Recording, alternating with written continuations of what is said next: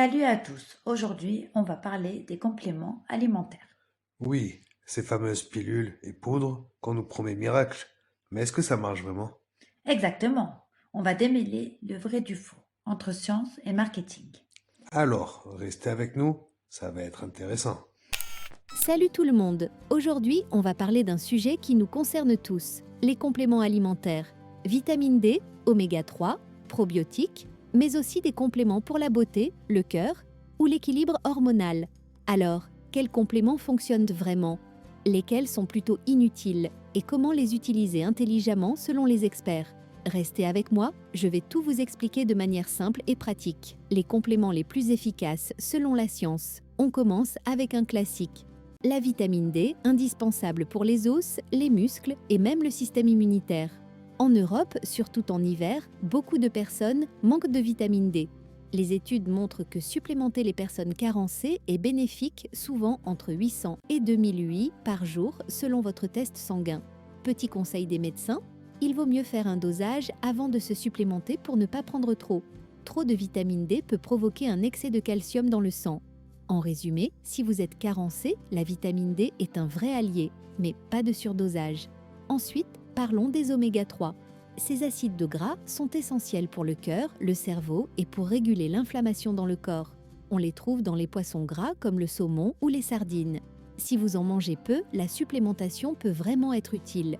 Les doses communes recommandées sont de 250 à 1000 mg de PA plus DHA par jour. Petit avertissement. Si vous prenez des anticoagulants, attention, les oméga 3 fluidifient légèrement le sang. En résumé, ils sont utiles surtout si vous ne mangez pas de poisson, mais choisissez des produits de qualité et respectez la dose. Les probiotiques, ce sont ces fameuses bonnes bactéries pour notre intestin. Certaines souches sont vraiment efficaces pour la diarrhée après antibiotiques ou pour le syndrome de l'intestin irritable. Mais l'efficacité dépend de la souche et de la dose. Tous les probiotiques ne se valent pas. En résumé, ils sont utiles dans certaines situations digestives, mais pas pour tout le monde. Le magnésium, c'est le minéral anti-stress par excellence. Il intervient dans plus de 300 réactions chimiques dans notre corps. Muscles, sommeil, énergie. Les doses classiques sont de 200 à 400 mg par jour, mais trop peut donner des troubles digestifs. En résumé, il est intéressant si vous êtes carencé, mais ce n'est pas une potion magique. La vitamine B12 est indispensable pour les nerfs et la formation du sang. Elle est surtout présente dans les produits animaux, donc végétariens, véganes et personnes âgées doivent penser à se supplémenter. Sans B12, on risque anémie et troubles neurologiques. Si vous en avez déjà assez, en prendre plus ne sert à rien. En résumé, B12 est essentiel pour certains profils, mais pas un complément miracle pour tout le monde. Les multivitamines sont populaires, mais pour un adulte en bonne santé, elles ne changent pas grand-chose. Le fer doit être pris uniquement si une carence est confirmée. Le zinc et la vitamine C peuvent réduire légèrement la durée d'un rhume si pris dès les premiers symptômes. En résumé, mieux vaut cibler les compléments plutôt que de prendre un cocktail de vitamines, au cas où. Pour la peau, les cheveux et les ongles, le collagène hydrolysé peut améliorer l'élasticité, surtout après 8 à 12 semaines. La biotine, B7, aide les cheveux et ongles cassants. Les vitamines E et C sont des antioxydants qui protègent vos cellules. Les études montrent des effets modestes mais réels. Une alimentation riche en protéines, fruits et légumes reste cependant la base. La coenzyme Q10 est parfois utile si vous prenez des statines pour réduire la fatigue musculaire. Les oméga 3 aident pour les triglycérides et l'inflammation. L'ail en extrait a un léger effet sur la tension et le cholestérol. Conseil, priorité à l'alimentation et au mode de vie, les compléments viennent en soutien. La maca est une plante adaptogène qui peut soutenir énergie et libido. Le vitex ou gâtillier aide pour les symptômes prémenstruels. Les oméga 3 et la vitamine D influencent indirectement hormones et humeur. Les effets sont souvent modérés et pour les troubles hormonaux sérieux, il faut toujours consulter un médecin. Le curcuma ou la curcumine est un anti-inflammatoire naturel.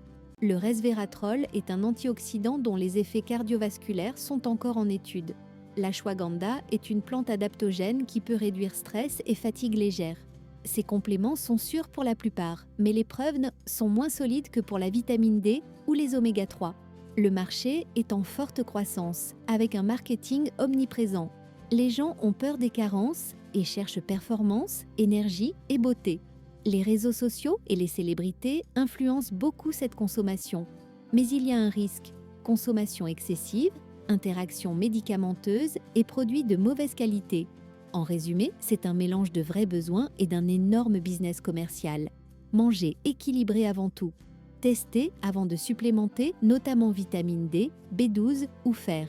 Choisissez des produits fiables et certifiés. Respectez les doses, pas d'excès. Demandez conseil à votre médecin si vous prenez déjà des médicaments et évitez les promesses miracles. Pour résumer, les compléments utiles sont la vitamine D, les oméga 3, la B12 et le fer si vous êtes carencé.